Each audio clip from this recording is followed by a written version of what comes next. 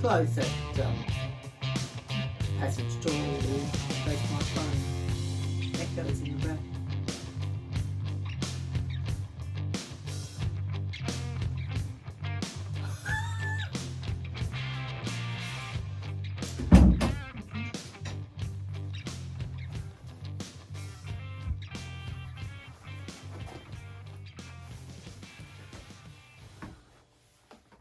Everything's fine.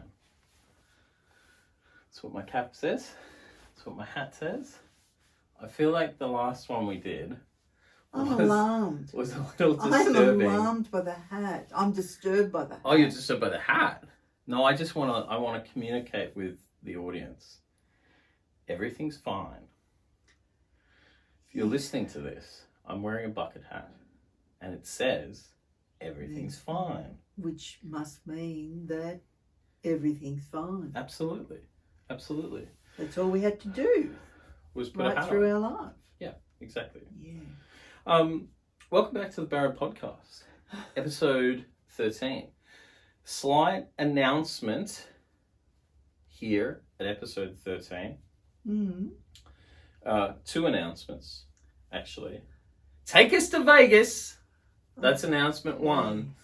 I want to go to the NRL opening round in Las Vegas. Mum does not want to go to Las Vegas because she's fearful that we'll end up in some sort of detainment center or something. Don't say anymore. Don't say anymore. Okay. But I do want to go to Viva Las Vegas. I have been to Las Vegas. I want to see NRL in Las Vegas opening round.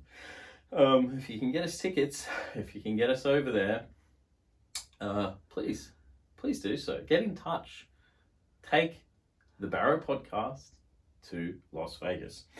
Announcement 2, okay, is that this is the final episode of 2025. Mum and I are going to take a break of about 6 weeks. I can let you know the dates.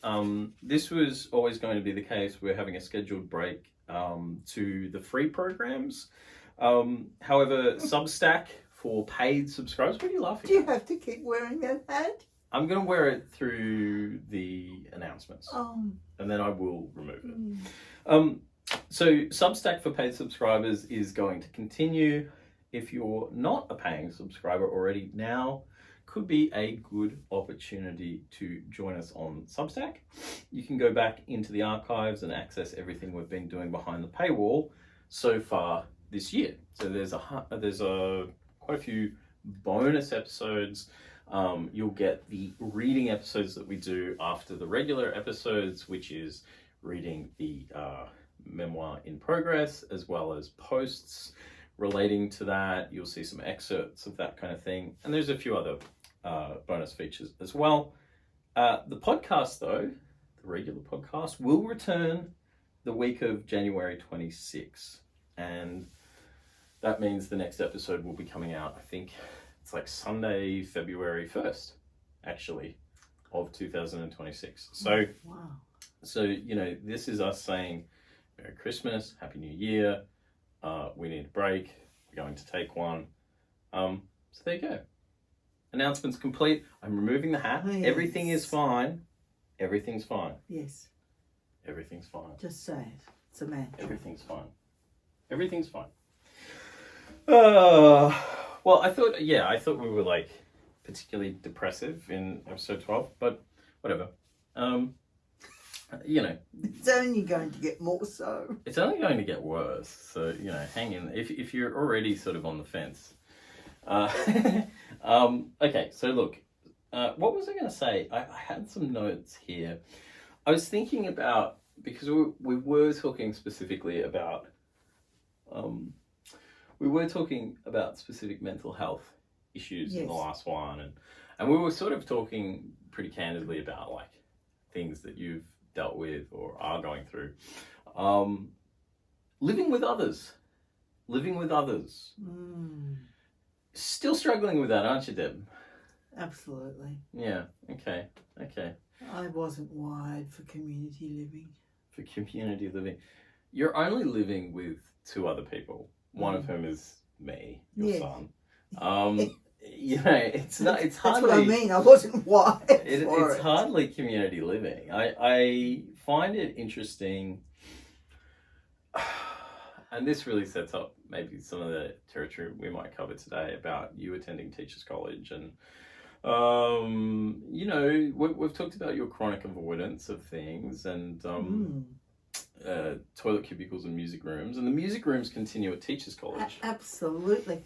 I don't think I really joined the dots until we started talking. Okay. So the first 6 months of teachers' college is much like the first 6 months of being at the convent without the tears. No tears, just avoidance. No tears. Just avoidance. Just avoidance. Chapter something. There was a common room. Whew. I thought it was almost too common to enter it. Oh my god. little joke there. Very little. I actually didn't enter it. You never went in the common room? Not for the first few months. It was too busy, and boys and girls mixing, and I don't know about that. Yeah. So of course I was doing embarking on a major in music. Of course I was. And part of that was practical, my continuation with the piano. So yes, I had the special key to a special little room. It was like a little storeroom beside the hall. No one else had the key to it. There was a piano in there, and I was in there with the piano and the junk that was stored in there, practicing for what would have been my AMEB grade 8. It sounds like the state I met you in, where you were sitting in a storage room with a piano in it when I arrived here. I object to your description of hoarding. Hoarding is when you've got piles of paper, much like the study, everywhere. When you've got things really pushed away in cupboards, it's certainly not hoarding because you can't see it. Yeah.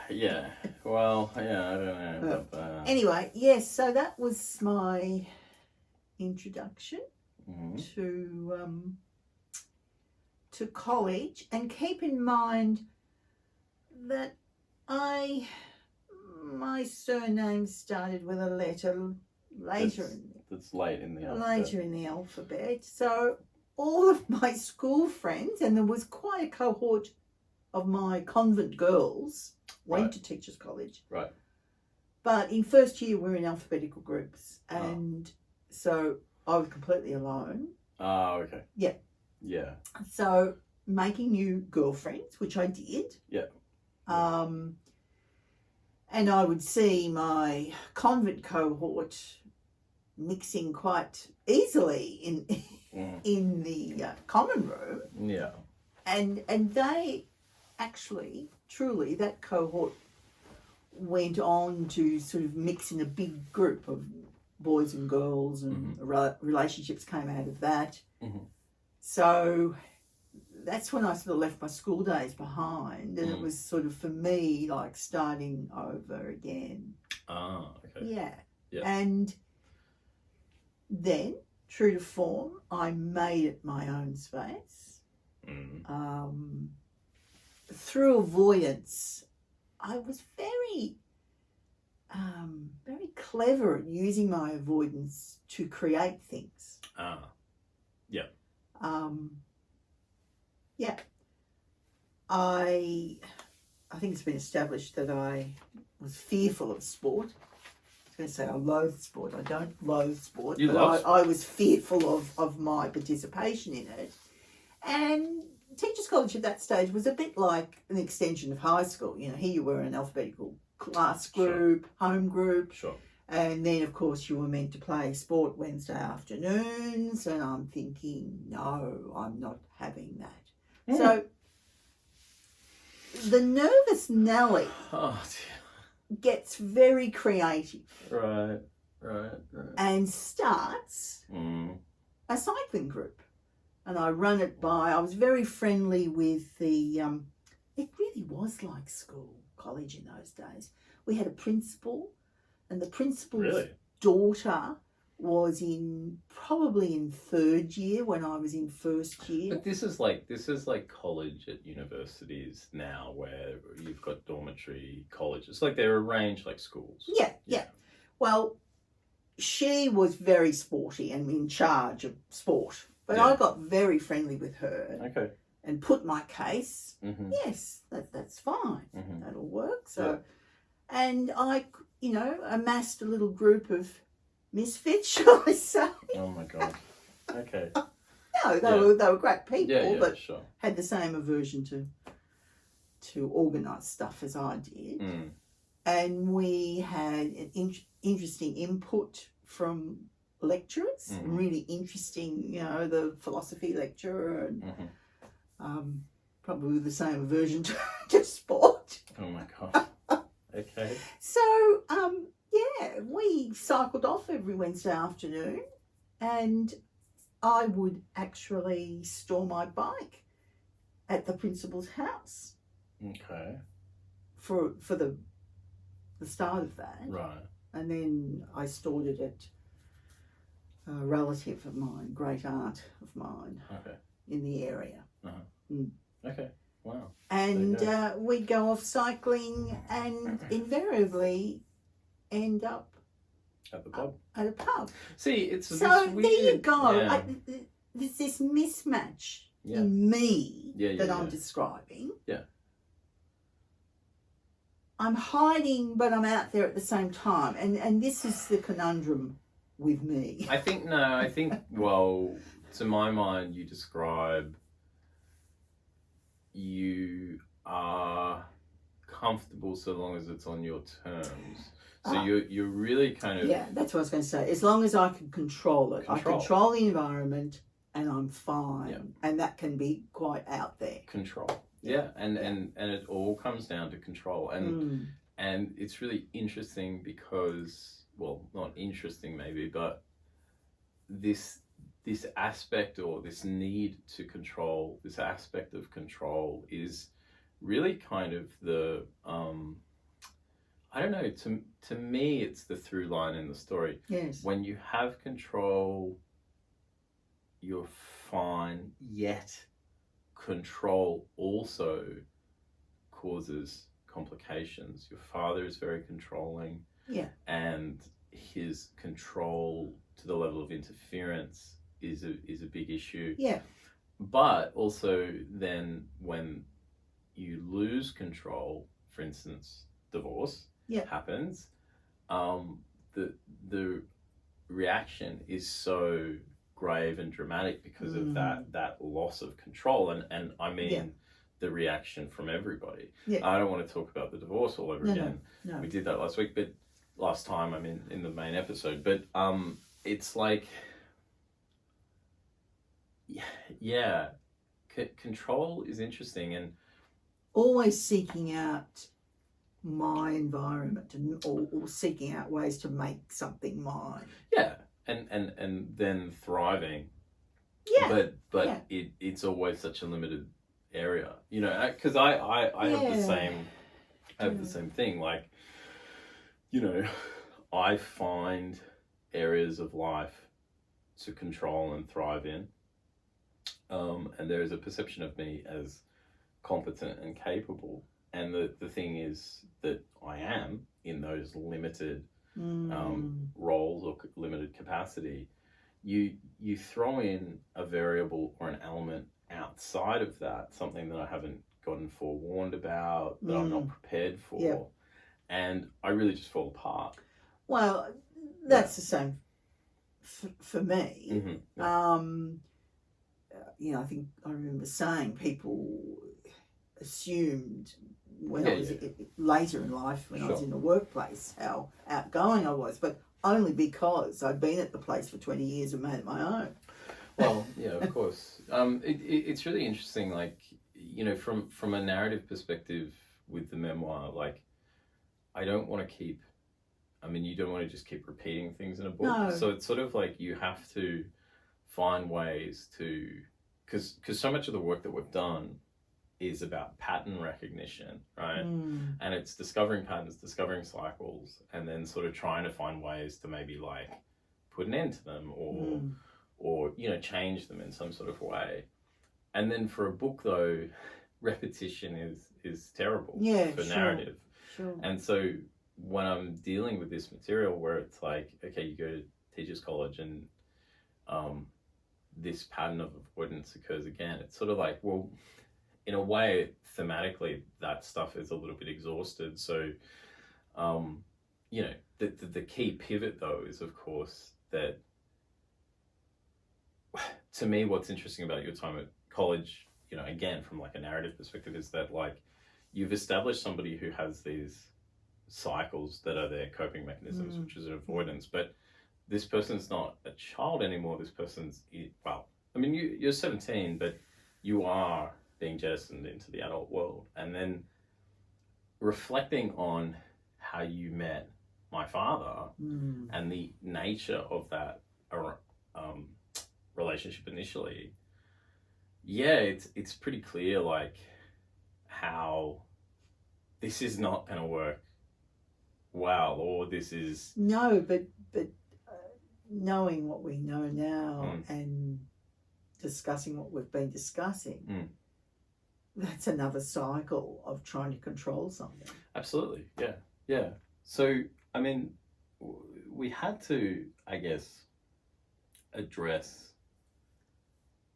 this at some point. But so you go to teachers college, you're already in this kind of state of, well, this mode of avoidance mixed with seeking control and seeking also like, I guess, approval on some level. I mean, like you're finding my way through it and making sort of new friends. Yeah.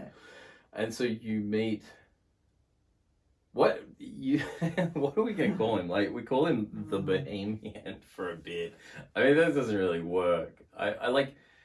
By the way, we should probably. Well, I mean, let's just say my father, your ex-husband. Like, let's just refer to it that way. Yeah, I think I came across him in. I think we encountered each other in the same lecture. Yeah, sure. For a particular subject, but I, again, this is me going outside my. Avoidance. You know, I join I don't want to talk about that. Okay. I want to sort of like, let's just say you end up together, right? Okay. Like, let's just kind of like fly through that. Yeah. Because I also, you know, like we can, I always feel sort of uncomfortable about how to handle this individual. But, you know, I think what interests me, I suppose, in terms of getting something on record for like this episode, is I had written down, you know, to address his family and his upbringing and his origins, perhaps.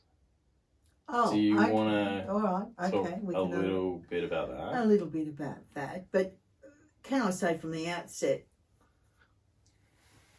he becomes part of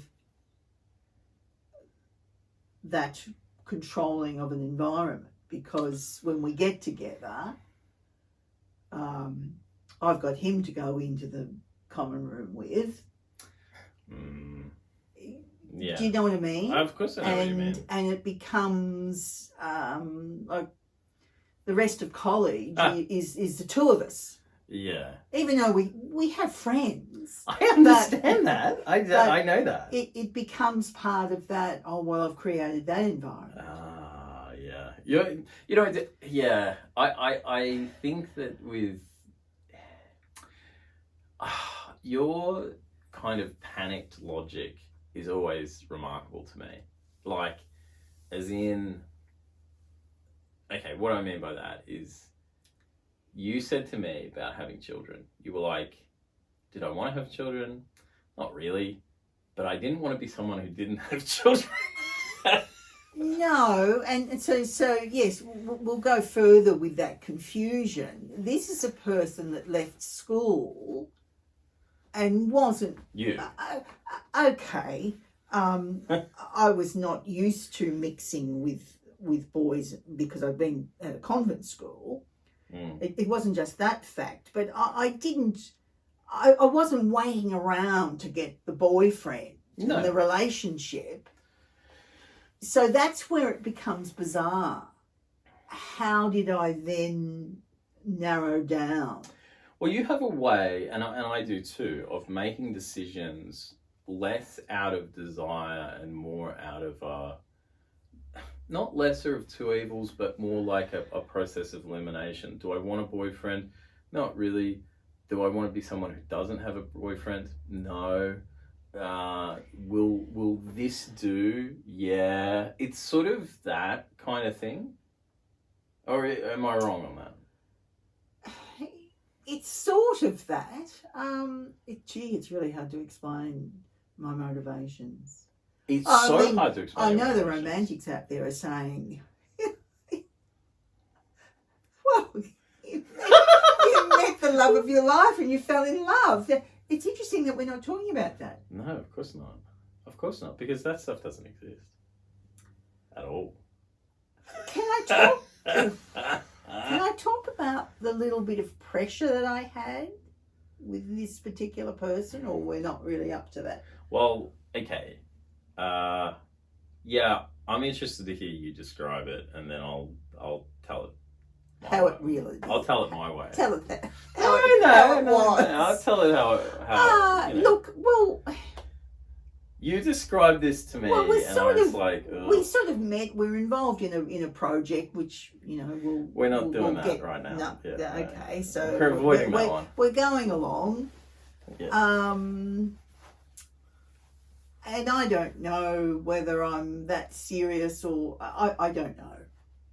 Go on. I think I would have been serious about everything. Go on.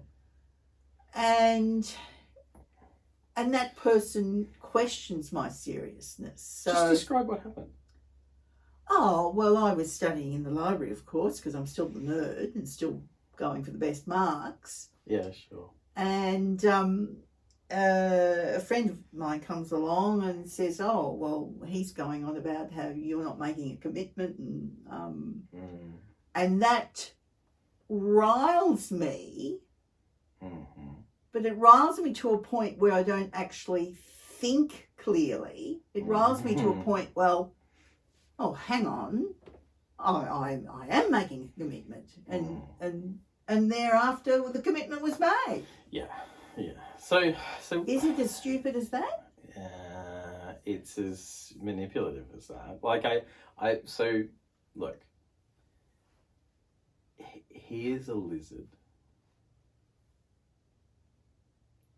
He is a lizard. He is not a person. And you encounter these people occasionally in life if you're very unlucky. But his ability to perceive how to motivate you is extraordinary to me. So you are a sort of 17, 18-year-old, incredibly studious, very religious girl, right? And this lizard says... You're doing a disservice to lizards. Says, I encountered one in Gippsland, a very large one. And I thought, oh, Dad. No, I'm being genuine about his ability to perceive on a level of instinct. And this is what I mean. I'm being dramatic by saying lizard, and I'll stop saying it because I know it'll offend people. But some people, it is like they have instinct about others because they have had to cultivate instinct for purposes of self-protection and manipulation. Yeah, for the purposes of self-protection, though, is what I'm saying. Yeah. You know, and so a lot of his life is about concealment, right? Right. And we'll get into all that later, but, you know, genuinely, when you described this to me, I was elated. I mean, because it was a priceless piece of information. Well, because the other thing is that he's several years older than you. It's about 3 years older than you because he's been held back at the end of school, and then he was held back again at the beginning of college because he's a moron. And it's so interesting that, like, you are all intellect and effort, but he has so much supremacy over you because your intellect and effort is all like, it's innocent's the wrong word, but you're very like, you are playing by a completely different set of rules. Yeah. Sure. And so this person is like, you know, how seriously or not you're taking the relationship. Whatever, you're 17, 18, you're not taking it. You're taking it as seriously as a first relationship when you're 17, 18. But he, rather than confront you directly and say, hey, I really want this relationship, because he doesn't, he places the notion that you are not a serious person, that you are not a, that you lack integrity. He puts that in the atmosphere around your friends for you to get it secondhand. Yes. And that seals your relationship. Like, it's like he knows which note to play to get you to run out of the woods. Like, so in a very blunt way, you're saying he's perceived a meal ticket here. Absolutely. And this is the way I play that. Absolutely. Because this girl is serious, studious, and full of integrity. Yes. Yeah. Absolutely. And this is somebody who is at a crossroads. They desperately need someone like you to help them cultivate respectability and to be well perceived by their own family, and to conceal important aspects of their identity. Yeah, sure. And all of that is, you know, I actually sympathize with a lot of that. Like, I understand him. But I also, having interacted with him as a child, up until, you know, the age of about 17, I saw you could see the little cogs turning in his mind when he was trying to place bits of information. Like, case in point, I remember going to, it was a bizarre occurrence because I never met anyone who knew him. Like, he would sort of keep his world cordoned off with me. Yes. But there was an encounter where I was taken to sort of like a breakfast or something, and there was someone else there. And they were talking about this and talking about that.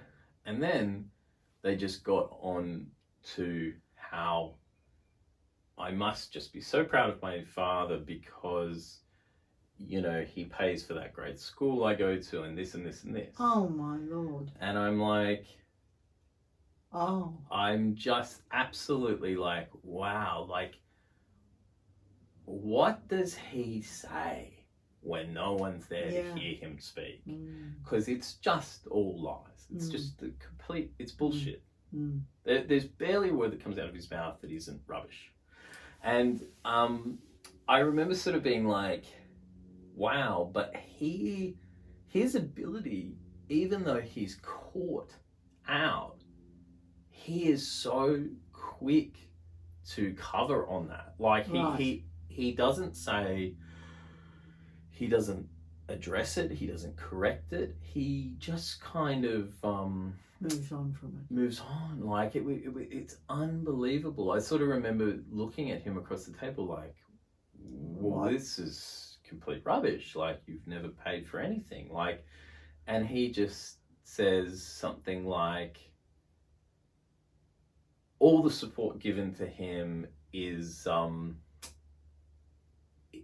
it's because he makes it happen. So he sort of compliments me in a way that disperses the lie, but it sort of suppresses my ability to counter what's been said. Yeah. It's incredible. I mean, like, you're dealing with a reptile. You're dealing with someone who is... And can I say here... Yeah. I know there'll be people out there who may be recognising a similar situation. There'll be lots of people who do not get this. You have to encounter a person such as this to really understand what we're saying. I mean, it's the energy of a used car salesman. It's a con artist. It's a sort of a whatever. Yeah. And later in life, he went into sales, which was perfect. And I remember those scenarios where he gets caught in things, but has sort of no shame, and so just kind of moves through it. Like, remember he turned up at my school once? Oh, absolutely. That was one of the most horrifying things. Completely out of the blue. Yeah, he had turned up at my school, had sort of infiltrated the staff room, had kind of... He was sort of meant to be there for work, but of course he didn't give us any warning. He didn't give the school a heads up about, hey, my son goes here. He just sort of showed up, and the interaction between him and that teacher was like horrifying. Like, I remember she wrote to you and was like, basically she said he creeped her out, and she had gone, oh, you're his father. Oh, like, I don't know you. And she'd sort of got the sense that there's something weird going on here. She had then attempted to show him my work. And this was your classroom teacher. Yeah. He had not been interested in that. He had only wanted to tell her how he used to be a teacher and knew exactly what she was going through. Hey, I know everything about you. I used to do it. We could be friends, you and I. Like, he always, and then as he was leaving, he asked her for money. He asked her for cash, for petrol. It was just such a bizarre event. He tried to shake her down. And like, I remember getting the phone call horrified. At my place of work, and the staff, and there's a phone in the staff room, and I'm just losing it. Yeah. And then all my staff are around me. What's happened? It's one of those things, because it's like, with him, he's so threatening, so dangerous, but he never does anything dangerous enough. He just does enough to kind of signal to the people who know him, like, know what he's capable of. I'm here.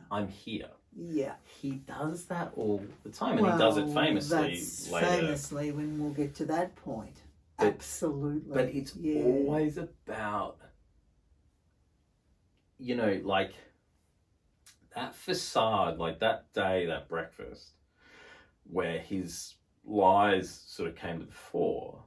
He's holding two conversations. He's holding the conversation he's really having with that friend of his, and he's having a silent conversation with me. Keeping you in your place. And just staring at me. Like, It's like, oh, I'm so scared of you. Like, you are so fucking creepy. Like, get me away from this person. And that was always my feeling, was that, like, he could have treated you any way. Like, this is my experience as a little boy. He could treat you any way. And then he could turn around and be smiling and like ruffling my head and like he's my favorite little being. Little man. And I'm like, you just deprived me of like food for 2 days. Like, what the fuck? And under all of this is the forever question: how did I not see this? Well, you're wrestling with that. I mean, so there's a couple of tie-ins with various books that we've looked in at the book show to this point. One of them being Blue Nights by Joan Didion. So I've been really fascinated by, so I'm talking about a few different things right now. Yeah, right? Sure. But I've been really fascinated by your initial experiences with his family. So because I experienced those people and the house they lived in, and you know, like in all seriousness, that they were quite poor at that time. They were not doing well. They had, like, I don't want to give too much detail because I don't want to like give away people, but the point is, well, how would you describe it? Well, worlds away from my own experience. Yes. Yeah. Worlds away. Yeah. In terms of outlook, thinking, material comfort, just worlds away. Yeah, look, like the kindest way to put it was that it was a very depressed rural life. Yeah. Okay, and by depressed I don't mean mental health. I mean depressed. I mean like down. Down. Yes. You know, in terms of economic. You know, and depressed in terms of like cultural capital as well. Like there wasn't, and I'm saying this with genuine sincerity. I'm not trying to belittle anybody. No. I'm saying that, you know, it wasn't a cultured environment.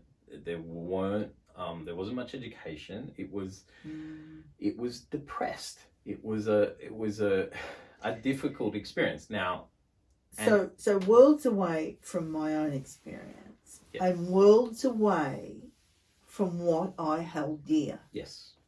And the thing is that you were raised inside educational institutions with your father. Education and kind of this notion of bettering yourself in a cultural and intellectual way was really the point of life. It was really the goal of life. And success, ambition and success. Yes. Yeah.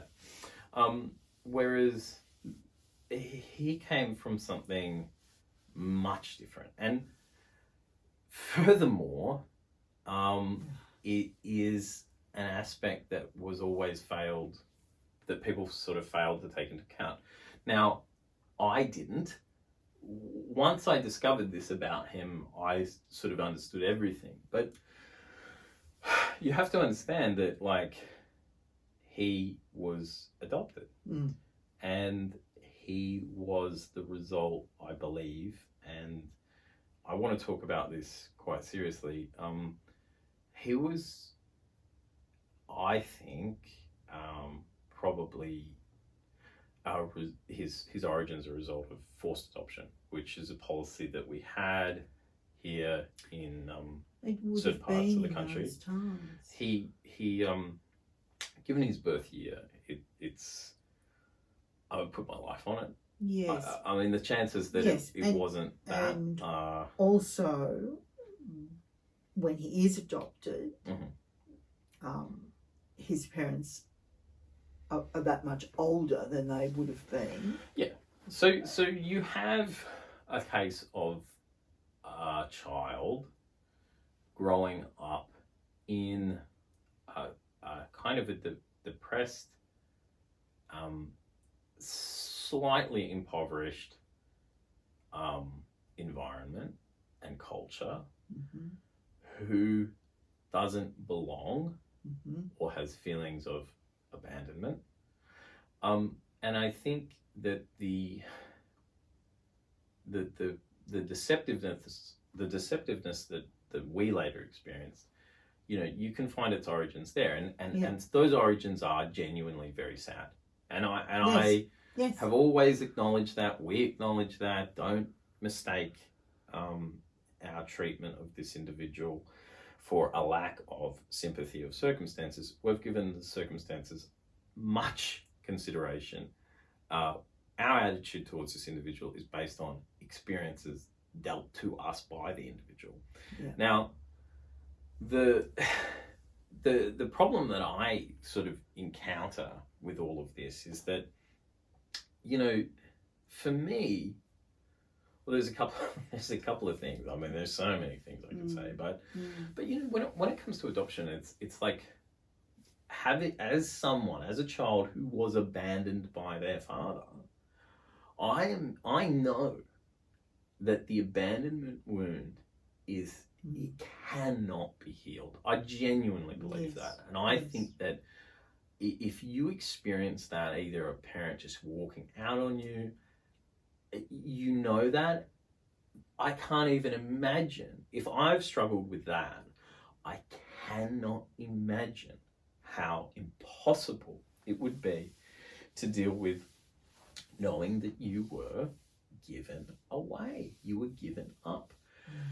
And also, when you're adopted, it's your mother giving you away. I mean, that maternal bond, which is thought to be even stronger. Yes. So I can't imagine the pain that causes, but I also know that pain can lead to a lot of things, including a lot of bad things, including becoming someone who does that to their own. Well, becoming, you know, I mean, this is one of the problems I have or have had lately, is this obsession with victim stories.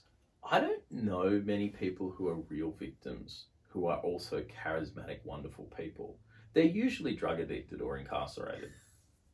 That's how they end up. And I'm sorry, like, if that's, I'm saying that flippantly, but this idea of, you know, glorifying the victim narrative. Look, the fact of the matter is that, like, people would be saying that we're claiming ourselves. Yeah, of course they would be. Of course, I don't think we are in our tone. I am trying to open up a discourse about family in an honest way. That's all I'm trying to do. Yes. I don't plead the victim.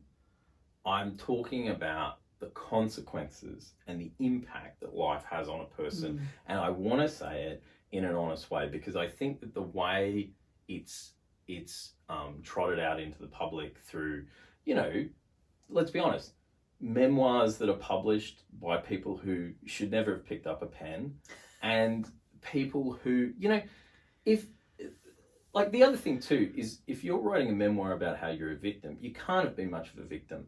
I don't know many victims that can actually be bothered writing a fucking memoir, because, like I say, they're usually addicted to ice or in jail, right? They're victims. Let's make no mistake. The people who are victims on the page are middle class, you know, fortunates. They're not victims. Okay. And I'm not a victim. No. Neither am I. So, but this difficulty in the origins, I think it goes two ways, right? You either embrace it and you say, gee, you know, this is tough, this is a bit odd, let me investigate, or you just go into denial delusion, right? This never happened, I'm not affected by this, blah, blah, blah, blah, blah. Yeah. And that was always the line with him. Yes. My only family, my real family, are the people who adopted me. Well, that's bullshit, because one, it's not true. You have biological family that you're too much of a coward to go and locate. Yeah. And because, no, look, I say too much of a coward. What I mean is that you never address what hurt you, and then you claim it didn't in the face of all the evidence of the damage you have done to other people, because you are damaged yourself. Yeah. Grow up be a man and face it. And fucking face it. Yeah. That is my point. But it's also a point for the people around, because I sort of probably just accept what he's saying. I don't ever. But what's he saying? That because what I remember of what he was saying. What he's not saying, yeah. Well, I remember of what he was saying. Him complaining, like, okay, so here's a few things. I remember him complaining all the time when I was younger, because he started to talk about his adoption with me later, and he was constantly on about the fact that his mother always referred to him as my adopted son, never my son. Now, that is a very different attitude to what we got a few years ago when he came out of the woodwork to attack me. And he's saying that's the greatest person who ever lived, the only person who ever supported me. Oh, yeah, well, don't tell me about the confliction between that. He was always... Yeah. And again, that goes back, yeah. That goes to his and origins. And always being in comparison with their cousin, or their little boy that had passed away. Okay, well, Jesus Christ. No wonder he's fucked up. But he's not fucked up. He's the greatest person that ever lived. So what's really interesting about this is that, and what I said before is like abandonment is a wound that can't be overcome, right? I know that to be true. So then how, if you were abandoned as severely as he was, how do you then inflict that on your own child? Yeah. In 33 years, I've never got an apology. I've never even got an acknowledgement. I mean... Well, I don't think I ever did. That's right. So I find the adoption stuff and its effects. Look, in private, I've spoken to people. Somebody actually came out and told me this recently. They said, hey, you know, there's this adoption in the family. This person is like, they're a little off center in terms of their emotional whatever. They have all these difficulties, and everybody around has sort of wondered why. And I'm telling you, I know it's because they're adopted. And I'm going, yeah, like the outcomes, they can't be good, because that sense, that wound, like it just leads you into darkness. Like in terms of, you know, because that, I haven't even had it to that extent. And so much of the shit in my life has come from being abandoned and having my family broken and the effect of that. And from a person who couldn't face his own demons. But the other thing too with this is that you're talking about somebody like, you know, he has never gone seeking his biological family. That means that I don't know who my biological family is. One of the problems with adoption is that it doesn't just it doesn't just stop with that one person. It's not so and so was adopted, they're in this family now, case closed. It's hang on, we don't know the medical history. Yep. Like that's one of the most important things, is that, like, you know, the mental health problems that I've had, I don't know what my paternal biological family is. I don't know what's there. And just in more practical terms, like, I don't know what to be tested for or checked for, you know, by my GP. Do I have a propensity to heart disease or liver or like I have none of that information. There's just a whole blank there. So this doesn't just affect one person, it affects it goes on. People down the line. And the problem I face is that, you know, I got really interested in sort of finding things out. But if the parent is still alive, the adopted person is still alive, you can only look at your records with their permission. So I would have to engage him. Yes. To get access to that information. And I want nothing to do with him, so I don't want to engage him. But also, if I did, he's just as likely to say no. So So that's a whole factor for me of stuff that's missing that really fucks with my head sometimes, where I'm like, I have no idea what that is. I don't know that story. I don't know who those people are. No, and as someone who is interested in stories and people's experiences, I find that very confronting. And someone who's interested in finding out what made you, and not trying to lay blame for difficulties, but tracing patterns, that's impossible. It's definitely just had a profound effect. I think it had a profound effect on him, clearly, and it has had an effect as a result on the people he has affected. Yes. Especially and including me, but the adoption and the missing information affects me too. Yes. Not just his attitude towards me and his difficulties loving me, but like there's just information I don't have, and that just makes me feel very uncomfortable, or incomplete in some sort of way, you know. So like, just to throw it back to you, when you first encountered this person's family, what was that like? I know we'll do a lot of work on this to get it for the book, but well, like I said before, of course, you're walking into a different world. How does it affect you?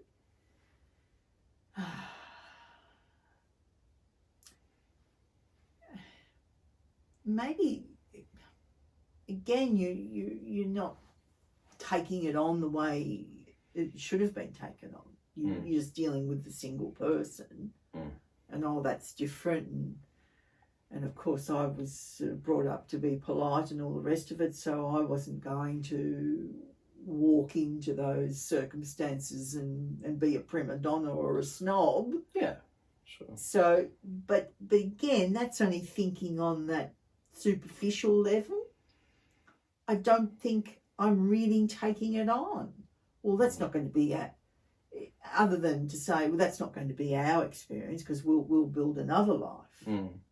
So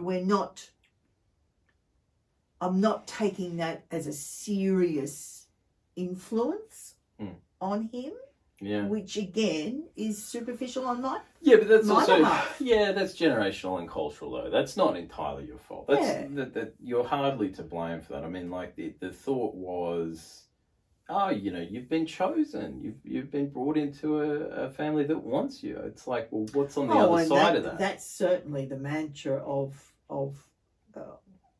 the adopting mother. Yeah, absolutely. Yeah.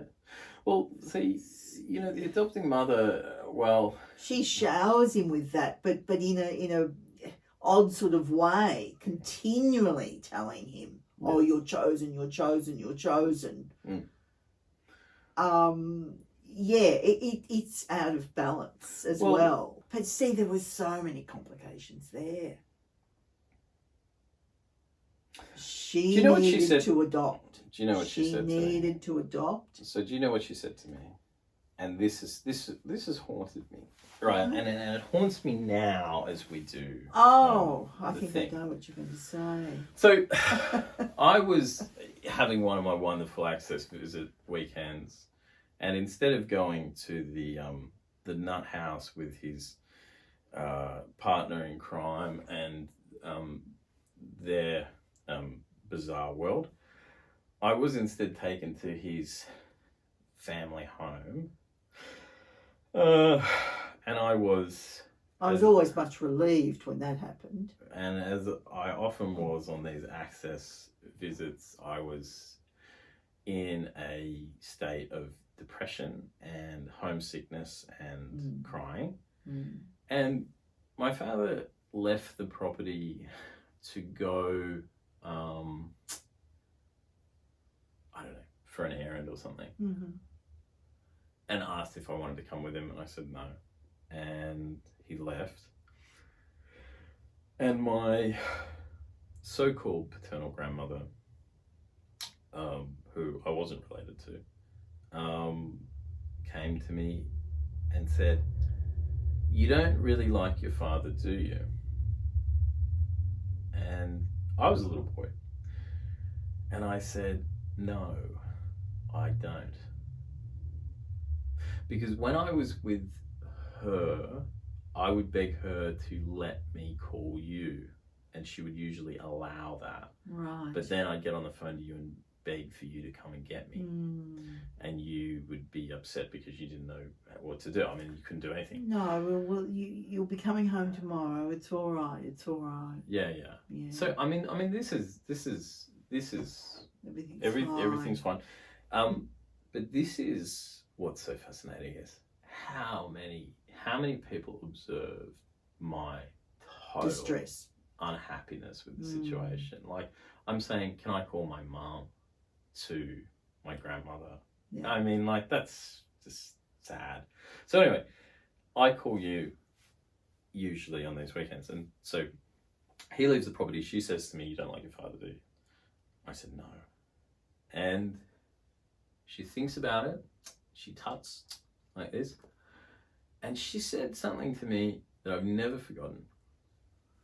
And that didn't make sense at the time because I didn't know anything.